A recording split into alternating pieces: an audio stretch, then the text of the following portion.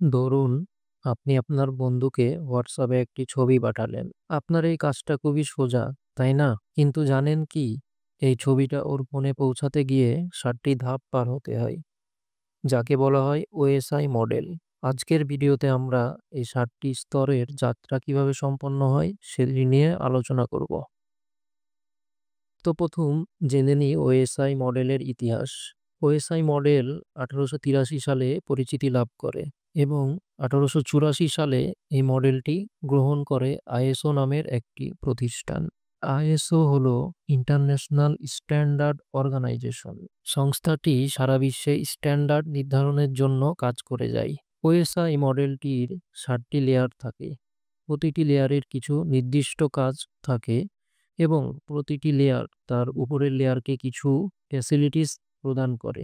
লেয়ারগুলোর বিন্যাস এমনভাবে করা হয়েছে যাতে সবাই উপরে আছে অ্যাপ্লিকেশন লেয়ার এবং তারপরে আছে প্রেজেন্টেশন লেয়ার, তারপরে session layer, transport layer, network layer, data link layer এবং সবার শেষে আছে ফিজিক্যাল লেয়ার।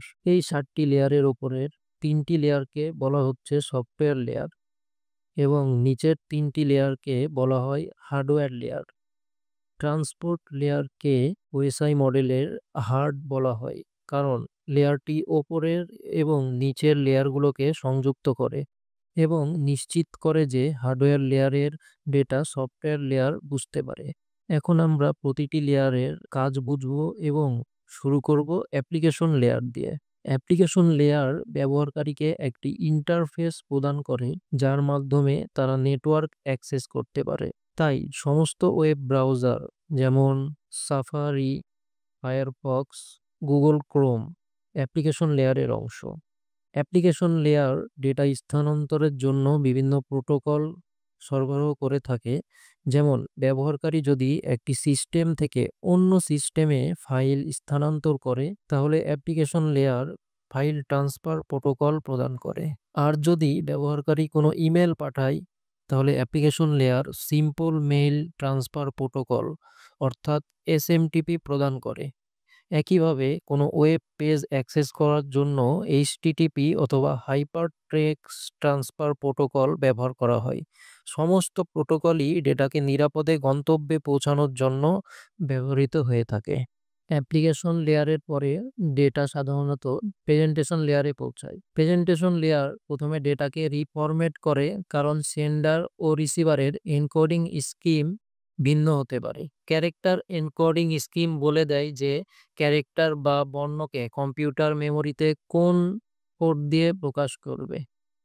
প্রেজেন্টেশন লেয়ারের দ্বিতীয় কাজ হলো ডেটাকে এনক্রিপ্ট করা। এনক্রিপশন অ্যালগোরিদম ব্যবহার করে ডেটাকে এনক্রিপ্ট করা হয় এবং একটি রূপে রূপান্তরিত করা হয়। ডেটা ট্রান্সমিশনের সময় ডেটা হ্যাক হয়ে গেলেও সেটা যাতে না পড়া যায় এ কারণে ডেটাকে এনক্রিপ্ট করা হয় এবং ডেটা এইভাবে সুরক্ষিত থাকে।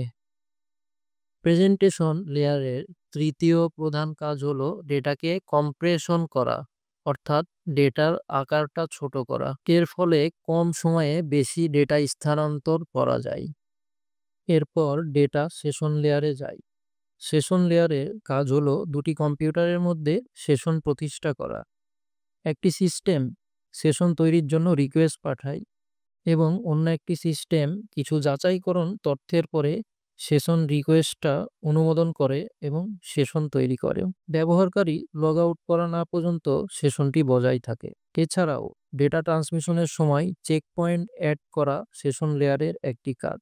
যদি ডেটা ট্রান্সমিশনে কোনো ত্রুটি দেখা যায় বা সফটওয়্যার ক্র্যাশ করে তাহলে পুরো ডেটা আবার পাঠানোর প্রয়োজন হয় না, বরং শুধু চেক পয়েন্ট থেকেই ডেটা পাঠানো যায়। এবং শেষে সেশন লেয়ার যখন সেশন শেষ হয়ে যায় তখন সেশনটি বন্ধ করে দেয়। এর পরপরেই ডেটা ট্রান্সপোর্ট লেয়ারে পৌঁছায়। ট্রান্সপোর্ট লেয়ার একটা সার্ভিস টু সার্ভিস লেয়ার, কারণ সেন্ডিং ডিভাইসের ট্রান্সপোর্ট লেয়ারের প্রোগ্রাম সরাসরি রিসিভিং ডিভাইসের প্রোগ্রামের সাথে যোগাযোগ করে। ট্রান্সপোর্ট লেয়ারের একটি কাজ হলো ডেটার পরিবহন নিয়ন্ত্রণ করা। উদাহরণস্বরূপ, আপনি কম্পিউটার ব্রাউজারে ইউটিউবে গান শুনছেন, একই সাথে ফেসবুকে চ্যাট করছেন। এখন দুটি অ্যাপ্লিকেশনের ডেটা একসাথে ইন্টারনেট থেকে আসছে। কম্পিউটার কিভাবে বুঝবে যে কোন বিটগুলো ইউটিউবের এবং কোন বিটগুলো ফেসবুকের। ট্রান্সপোর্ট লেয়ার এই বিটগুলোকে পোর্ট নম্বরের মাধ্যমে শনাক্ত করে। প্রতিটি অ্যাপ্লিকেশনের জন্য ভিন্ন ভিন্ন পোর্ট নম্বর ব্যবহার করা হয়, তাই ট্রান্সপোর্ট লেয়ার সোর্স এবং ডেস্টিনেশন পোর্ট নম্বর এবং তাদের আইপি অ্যাড্রেসের মাধ্যমে নিশ্চিত করে যে কোন ডেটা কোন অ্যাপ্লিকেশনের জন্য। এছাড়াও ট্রান্সপোর্ট লেয়ার সিদ্ধান্ত নেয় যে ডেটা পরিবহনের জন্য কোন সংযোগ ব্যবহার করা হবে। টিসিপি ও ইউডিপি হলো দুই ধরনের সংযোগ পদ্ধতি। যদি টিসিপি দিয়ে ডেটা পাঠানো হয় তাহলে কানেকশন ওরিয়েন্টেড প্রোটোকল ব্যবহার করা হয়, আর যদি ইউডিপি দিয়ে ডেটা পাঠানো হয় তাহলে কানেকশন লেস প্রোটোকল ব্যবহার করা হয়। কানেকশন ওরিয়েন্টেড মডেলের প্রথমে সংযোগ স্থাপন করা হয়, তারপর যোগাযোগ শুরু করা হয়। কানেকশন লেস মডেলে সংযোগ স্থাপন করা হয় না, কেবল সরাসরি ডেটা পাঠানো হয়। ট্রান্সপোর্ট লেয়ারে ডেটাকে সেগমেন্টে ভাগ করা হয় যাতে ডেটা সহজে পরিবহন করা যায়।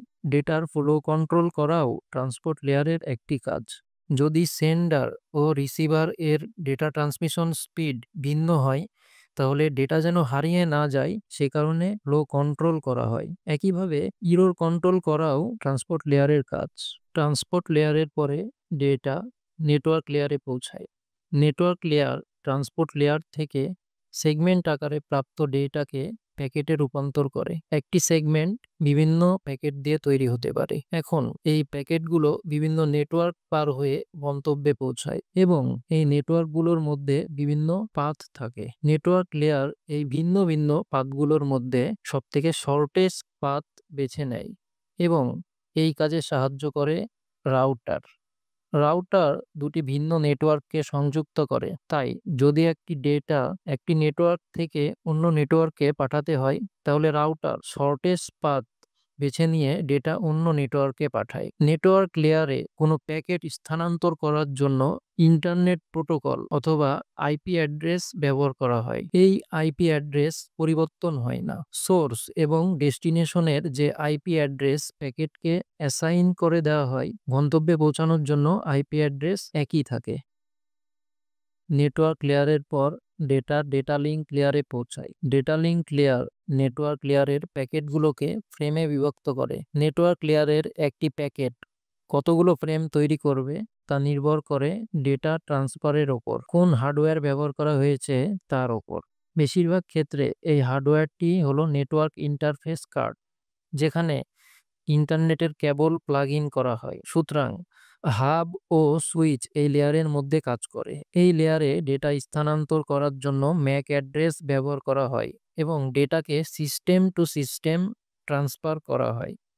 এই লেয়ারের কাজ ডেটাকে সোর্স থেকে ডেস্টিনেশনে পৌঁছানো নয়, বরং একটি সিস্টেম থেকে আরেকটি সিস্টেমে ডেটা ট্রান্সফার করা। তখন সে তার ম্যাক অ্যাড্রেস ব্যবহার করে পরবর্তী সিস্টেমে ডেটা পৌঁছে দেয়। পরবর্তী সিস্টেম তার ম্যাক অ্যাড্রেস পরিবর্তন করে এবং তারপরের সিস্টেমে ডেটা পাঠায়। এভাবে ডেটা হপ টু হপ ভ্রমণ করে এবং তার ম্যাক অ্যাড্রেস পরিবর্তিত হতে থাকে। এই ফ্রেমগুলোর আকার কয়েকশো থেকে কয়েক হাজার বাইট পর্যন্ত হতে পারে। ফ্রেমগুলোকে সিকোয়েন্স নম্বর অনুযায়ী পাঠানো হয়। রিসিভার ফ্রেমগুলো পাওয়ার পর একটি স্বীকৃতি সংকেত পাঠায় যে ফ্রেমগুলো রিসিভ হয়েছে। যদি সেন্ডার এর ট্রান্সমিশন স্পিড বেশি হয় এবং রিসিভারের ট্রান্সমিশন স্পিড কম হয় তাহলে ফ্লো কন্ট্রোল করতে হয় যাতে ফ্রেমগুলো হারিয়ে না যায়। যদি কোনো ফ্রেমে ত্রুটি থাকে তা ফ্রেমটি হারিয়ে যায়, তারপরে সেই ফ্রেমটি পুনরায় পাঠানো হয়। যদি কমিউনিকেশন মিডিয়ামটি শেয়ার্ড হয় তাহলে একটি সময়ে একটি সিস্টেমই মিডিয়ামটিকে ব্যবহার করতে পারে। তা নিশ্চিত করার জন্য একটি সাব লেয়ার অর্থাৎ মিডিয়া অ্যাক্সেস কন্ট্রোল লেয়ার ব্যবহার করা হয়। মিডিয়া অ্যাক্সেস কন্ট্রোল লেয়ারের কাজ হলো পরবর্তী কে মিডিয়া অ্যাক্সেস করবে তা নির্ধারণ করে দেওয়া। শেষের লেয়ার হলো ফিজিক্যাল লেয়ার। ফিজিক্যাল লেয়ার নির্ধারণ করে যে র বিটগুলো কিভাবে কমিউনিকেশন মিডিয়ামের মাধ্যমে স্থানান্তরিত হবে। মিডিয়াম যদি তারের মতো হয়, যেমন ইথারনেট কেবল, তাহলে ফিজিক্যাল লেয়ার ডেটাকে সিগন্যাল আকারে স্থানান্তর করবে। যদি মিডিয়াম ওয়্যারলেস হয়, যেমন ওয়াইফাই, তাহলে ডেটাকে রেডিও ওয়েভ আকারে স্থানান্তর করা হয়। ওয়ানকে কোন সিগন্যাল দিয়ে প্রকাশ করা হবে যাতে রিসিভার তাকে ওয়ান হিসেবেই পড়তে পারে এবং জিরোকে কোন সিগন্যাল দিয়ে প্রকাশ করা হবে তা নির্ধারণ করে দেওয়া হয়। একটি বিটের লাইফ কত ন্যানো সেকেন্ড হবে, মানে কমিউনিকেশন মিডিয়াম কতক্ষণ পর একটি বিট মেয়াদ উত্তীর্ণ হবে, ডেটা রেট কি হবে, মানে প্রতি সেকেন্ডে কতগুলো বিট পাঠানো যাবে, ফিজিক্যাল লেয়ার এই সব কাজগুলো করে থাকে। ফিজিক্যাল লেয়ারের আরেকটি কাজ হলো ডেটা একদিকে প্রবাহিত হবে নাকি উভয় দিকে প্রবাহিত হবে তা নির্ধারণ করে দেওয়া, অর্থাৎ কমিউনিকেশন মোডও ফিজিক্যাল লেয়ার নির্ধারণ করে। আশা করি আপনারা ওএসআই মডেলের কার্যকারিতা বুঝতে পেরেছেন। যদি কোনো প্রশ্ন থাকে তাহলে জিজ্ঞাসা করতে পারেন। আজকের ভিডিও এই পর্যন্ত। সবাইকে ধন্যবাদ।